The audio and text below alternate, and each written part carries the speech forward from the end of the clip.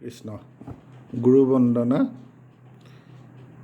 গুৰু ব্ৰহ্মা গুৰু বিষ্ণু গুৰুদেৱ সদা শিৱ গুৰু সাক্ষাৎ পৰব্ৰহ্ম তস্मै শ্ৰী গুৰৱে নমঃ।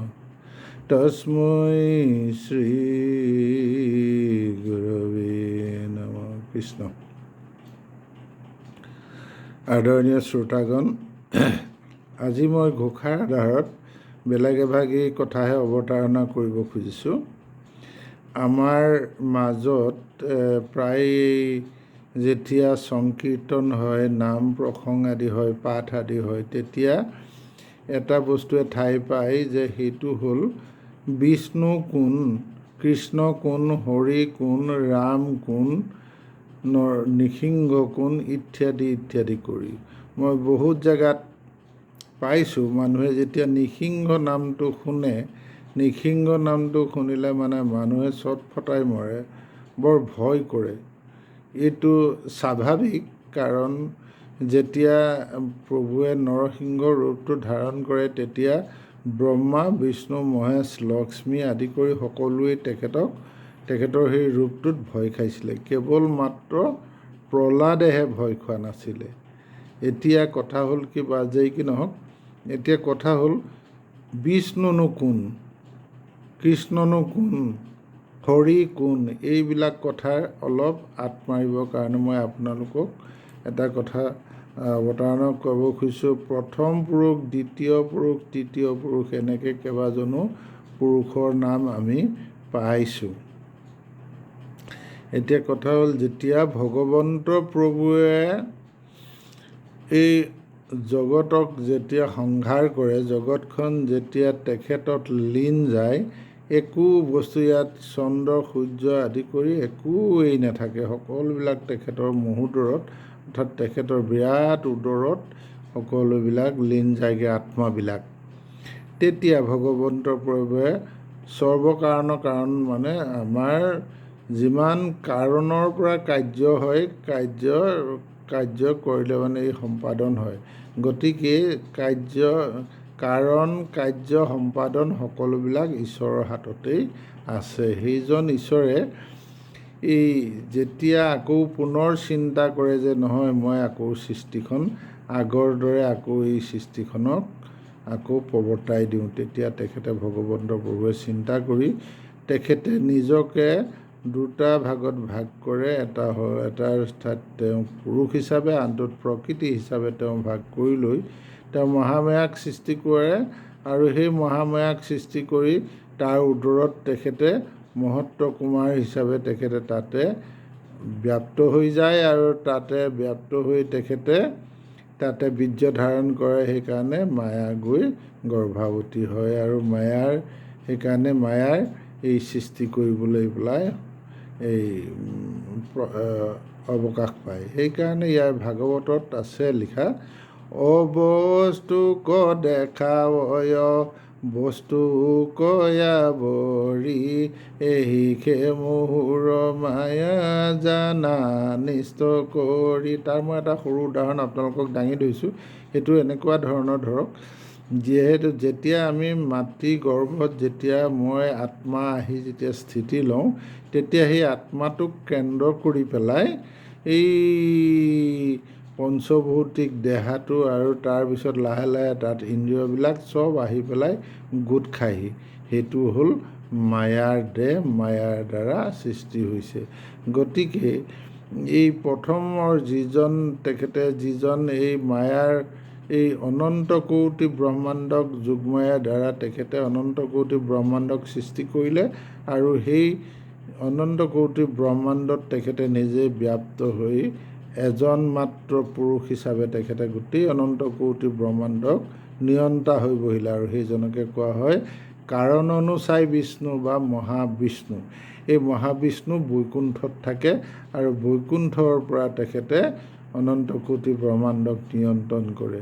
তাৰপিছত আকৌ ভগৱন্ত প্ৰভুৰ সেই ৰূপটোৰ পৰাই আৰু এটা ৰূপ বাহিৰ হ'ল, সেইটো হ'ল গৰ্ভোদকচাই বিষ্ণু, অৰ্থাৎ একো একো ব্ৰহ্মাণ্ডত একো একোজন বিষ্ণু আকৌ ব্যাপ্ত হৈ গ'ল, আৰু সেইজনৰ কোৱা হয় গৰ্ভোদকচাই বিষ্ণু। আৰু সেই গৰ্ভোদকচাই বিষ্ণুৰ পৰাই আমাৰ পৰমপিতা ব্ৰহ্মাৰ, তেখেতৰ নাভিপদ্মৰ পৰা পৰমপিতা ব্ৰহ্মাৰ সৃষ্টি হ'ল।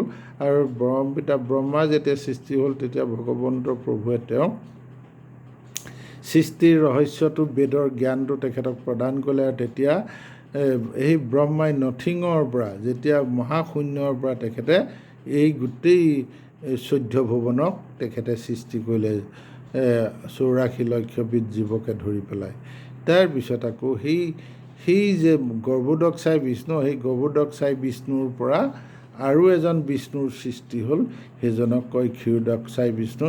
তেখেতে ক্ষীৰ সাগৰত, অমৃত সাগৰত তেখেতে শয়ন কৰিলে, আৰু এই অমৃত সাগৰত শয়ন কৰাত সেইজনেই হ'ল সৰ্বব্যাপক। তেখেতে সমস্ত জীৱৰ আত্মা হিচাপে সমস্ত জীৱতে কি জড় কি চৈতন্য সকলোৰে আত্মা হিচাপে তেখেতে নিবাস কৰিলে, আৰু সেইকাৰণে তেখেতক কোৱা হয় ক্ষীৰোদকচাই বিষ্ণু। তেতিয়াহ'লে আপোনালোকে পালে যে ভগৱান আৰু বিষ্ণুৰ মাজত পাৰ্থক্য নাই। যিজন ভগৱন্ত প্ৰভু তেখেতেই এই তিনি ৰূপত ব্যাপ্ত হৈছে, প্ৰথম পুৰুষ, দ্বিতীয় পুৰুষ আৰু তৃতীয় পুৰুষ, আৰু এইকেইজনকে কোৱা হয় কি বিষ্ণু। আৰু সেই বিষ্ণুকে যিসকলে বিষ্ণুক উপাসনা কৰে, বিষ্ণুৰ ৰূপত যিসকলে উপাসনা কৰে, সেইসকলক কোৱা হয় বৈষ্ণৱ। আৰু স্বয়ং ভগৱান কৃষ্ণ আৰু ৰাম যেতিয়া আহে, তেওঁলোকৰ ৰূপত যেতিয়া তেওঁলোকক যিসকলে ভজে, সেইসকলক কোৱা হয় ভকত। আৰু কিন্তু একেজন কৃষ্ণৰে সেই ৰূপত, বিষ্ণু ৰূপত যিসকলে ভজে, সেইসকলক কোৱা হয় বৈষ্ণৱ। আৰু যিসকলে ভগৱন্ত প্ৰভুৱে যেতিয়া প্ৰকাশমান হয়, তেতিয়া অৱতাৰ লয়, বা তেতিয়া তেওঁলোকক কোৱা হয় ভকত।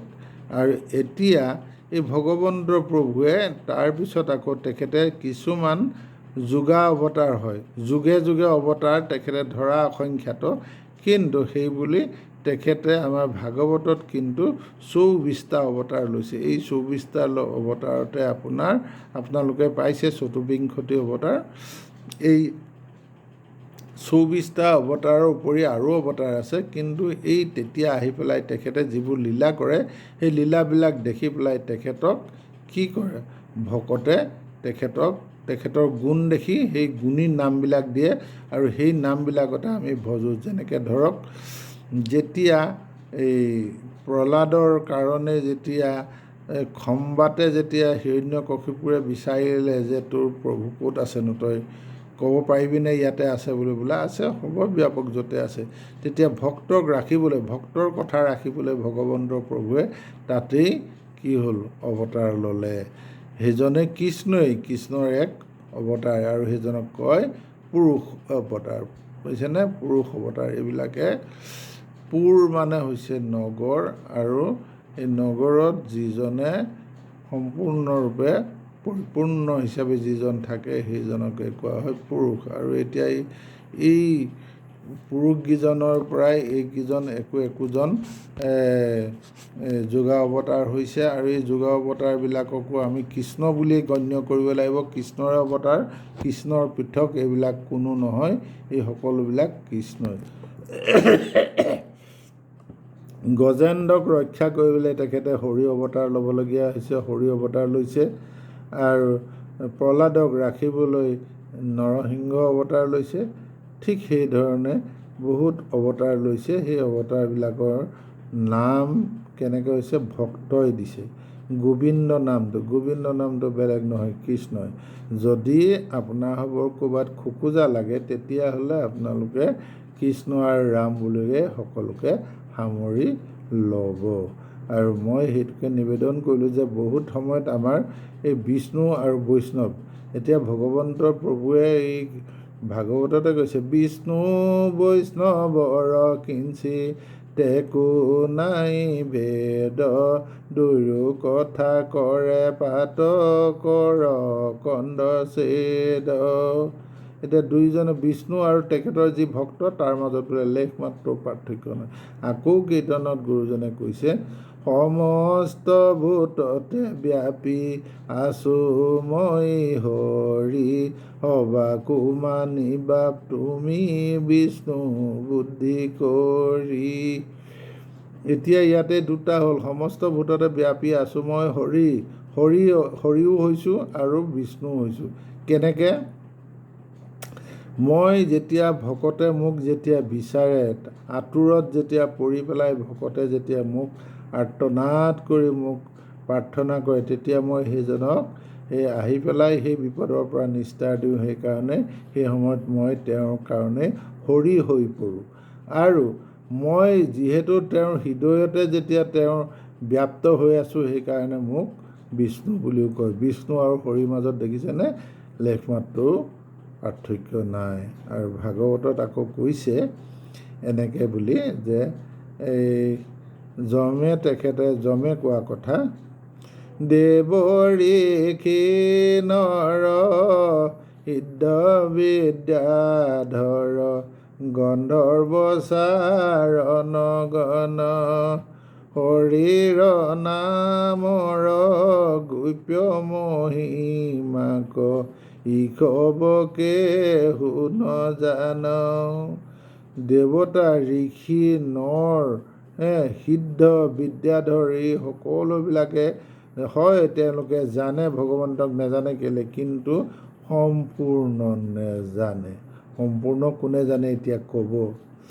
ব্ৰহ্মা মনোহৰ কপিল কুমাৰ, শুক ভীষ্ম বলি ৰায়, প্ৰহ্লাদ নাৰদ জনক আমিষি, 12জন সমুদায়, হৰিৰ নামৰ গোপ্য মহিমাক, জানি আছো শুদ্ধভাৱে, যাক আচৰিলে ঠাৱতে বসিয়া, দুৰ্লভ মুকুতি পাৱে। অৰ্থাৎ ভগৱন্তৰ প্ৰভুক জনাটো অতি কঠিন, জনাটো খুব টান। যিসকলে অশেষ সাধনা কৰিছে সেইসকলৰ ভিতৰত 12জন মুখ্য, সেই 12জন হ'ল আমাৰ পৰম পিতা ব্ৰহ্মা, মনু আপোনাৰ স্বয়ম্ভু মনু, হৰ মানে শিৱ, কপিল, কুমাৰ, এনেকৈ ধৰি পেলাই যমেহেঁতি এই 12জন বৈষ্ণৱে হৰিনামৰ যিটো গুপুত মহিমা, যিটো গুপুত আটাইতকৈ, যিটোৰ উদ্ধাৰ কৰাটোৰ যিটো ৰহস্য জীৱই সাধাৰণতে উদঘাটন কৰিব নোৱাৰে, সেই ৰহস্যটো তেওঁলোকেহে বোলে জানে। সেইকাৰণে বিষ্ণুৰ মহিমা, কৃষ্ণৰ লীলা, কৃষ্ণৰ ভকতৰ বাদে অন্যে যিমানেই নাগাওক, আমি যিমানেই নাগাওঁ, আমি জানাটো অসম্ভৱ। গতিকে সেইজন ভগৱন্তক জানিবলৈ হ'লে কেৱল শৰণ, তেখেতত আশ্ৰয় ল'ব লাগিব আৰু তেখেতক ভক্তি কৰিব লাগিব। তেতিয়াহ'লে আমাৰ সিদ্ধি লাভ হ'ব। কৃষ্ণ, ইমানখিনিকে আপোনালোকক এই বিষ্ণু, বৈষ্ণৱ, ভকত, ভগৱান এই পাৰ্থক্যটো অকণমান দাঙি ধৰিলোঁ, যাতে খোকোজা কেতিয়াও নালাগক। ঔ হৰি ঔ ৰাম।